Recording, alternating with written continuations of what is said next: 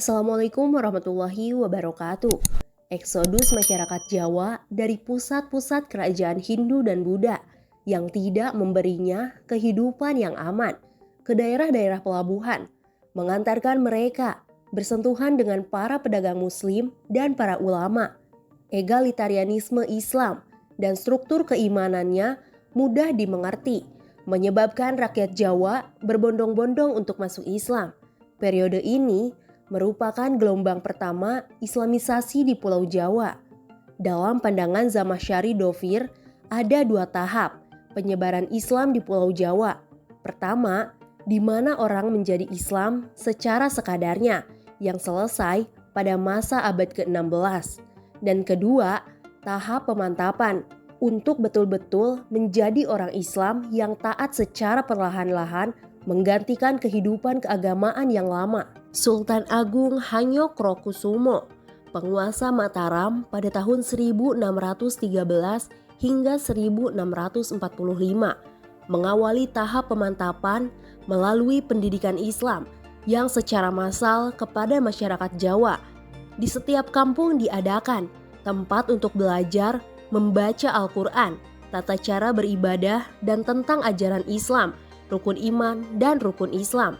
Saat itu, apabila ada anak berusia 7 tahun belum bisa membaca Al-Quran, ia akan malu untuk bergaul dengan teman-temannya. Para guru agama ini diberi gelar dengan Kiai Anom oleh pihak keraton.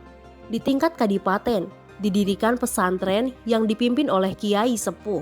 Saat itu juga dilakukan penerjemahan kitab-kitab besar yang berbahasa Arab dalam kajian yang bersistem bandungan atau holakoh. Kitab-kitab itu meliputi kitab fikih, tafsir, hadis, ilmu kalam dan tasawuf, juga nahu, sorof, dan falak. Sistem kalender juga disesuaikan dengan sistem Islam sehingga budaya ilmu tidak hanya menjadi milik elit, tapi menjadi milik masyarakat secara keseluruhan.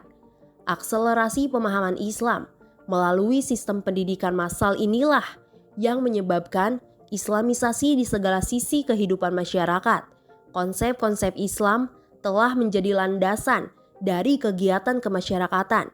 Istilah upawasa atau poso, sembahyang, suwargo, dan neroko hanya bisa ditafsirkan dengan pengertian saum, sholat, jannah, dan na'ar. Islam juga menancapkan budaya baru seperti adil, mikir yang tidak bisa dicari padanannya dalam akar kata asli bahasa Jawa.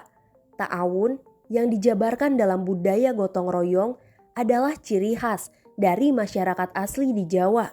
Juga tasamuh yang diwujudkan dalam budaya tepa salira.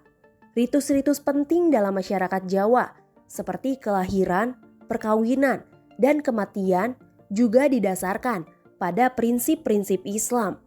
Masyarakat Jawa sudah tidak mengenal bagaimana cara ijab kabul ala agama asli Jawa ataupun merawat jenazah ala kejawen. Oleh karena itu, dikotomi antara Islam dengan abangan yang dipropagandakan oleh anak didik orientalis maupun kalangan misionaris tidak pernah mendapatkan pijakan teoritis yang begitu kuat.